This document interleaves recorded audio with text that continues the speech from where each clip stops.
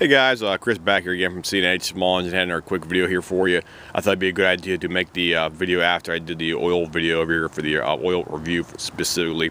So we got the Black Max generator right here all fixed up, ready to go back to the customer. The machine needed the following work done to it here primarily.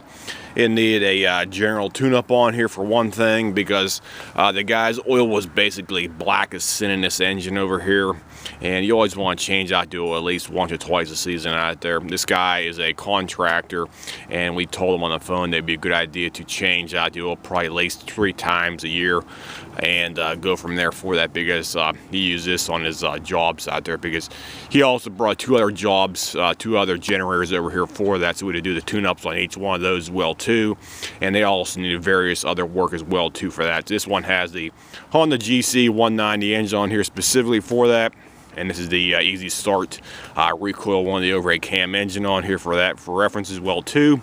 And he needed the following work done on here. Need a new carb, need a new air filter, new intake gaskets on here as well too. Anytime you take your carb off the machine, guys, you always have to replace the intake gaskets down inside here. This one has 2 ones on the back side right here. You have a paper one. I'm saying, try to get a better shot right here for you. You have a paper one right down here. You can probably barely see it, but it is right here, so I'm not lying to you about that. You have a paper one, a big paper one right here.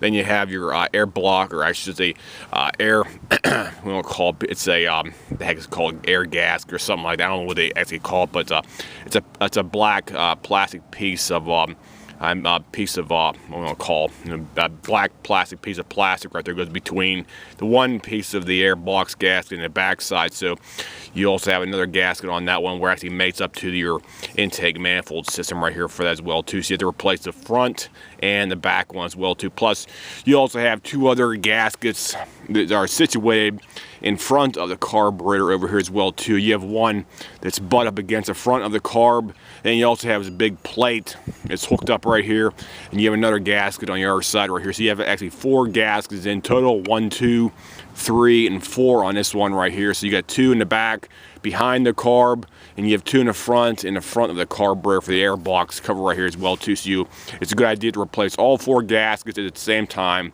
because if you're doing a job right, you want to do it right. And we also had to do the tune-up on here, and the air filter need to be replaced. You need a spark plug, and the oil had to be changed out a couple times at least, because the oil was totally black, and we even had to put some oil cleaner in there. It's a little bulb solution you put in there, and when it basically mixes up with the oil in there, and it tried to remove some of the varnish down inside the crankcase right there as well too. So had to do a general tune-up, a new carb, totally clean out the fuel lines. We also had to replace the one fuel line because it was getting pretty much cracked on this one right here specifically for that. Get a brand new fuel line right here. This is real good stuff right here. This is my Tecumseh fuel line I have right here.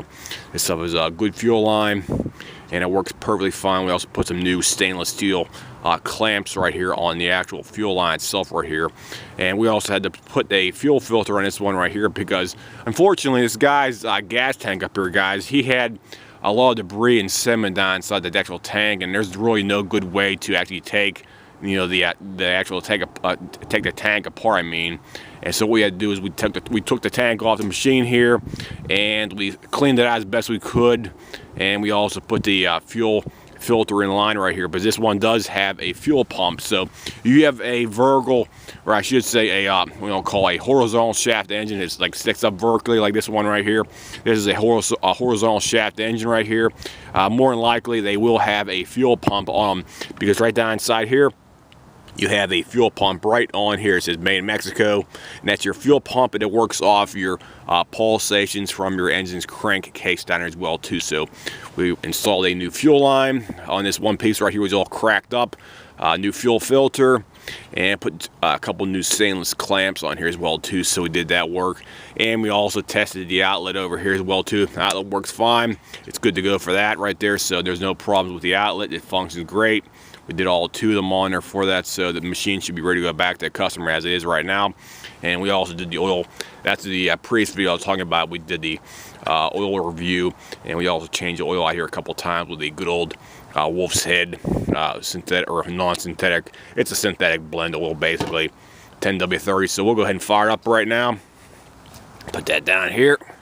And this thing should be warm, so it should be relatively easy to start up. We'll just put it on right there. You don't have to pull a choke out or nothing like that, so we'll just leave it in. And go ahead and fire it up here. Good to go.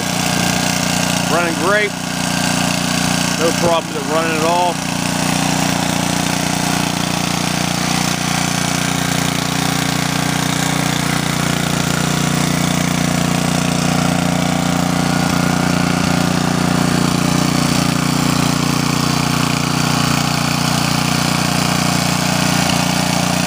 We'll go ahead and do a function test on the choke.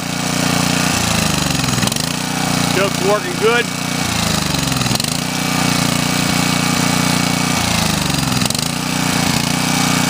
Good to go. We'll go ahead and shut it off here. So the engine runs fine. It's not knocking, pinging, clanging, banging, or any other type of weird noises on it for that. So it does have just a little bit of smoke when it starts up, because I think a guy might have totally neglected for the actual oil change over time. So he probably has a little bit of damage down inside the engine, but I can't really do anything about that because it is an older machine. The guy told me he bought it about 8 years ago, so I'm just basically going on his time frame when he actually purchased it himself. So this has been the review for the Black Max 3000 running watts and 3750 starting watts for the engine right here. This has the Honda GC 190 overhead cam engine on here, and this has been the review for the typical maintenance and repairs we have to do for something like this when a machine has not been starting for quite some time. So if anybody has any comments, questions, whatnot, feel free to leave me a message here, and we'll try to get back to you as soon as possible, guys. I'll see you. Have a nice day.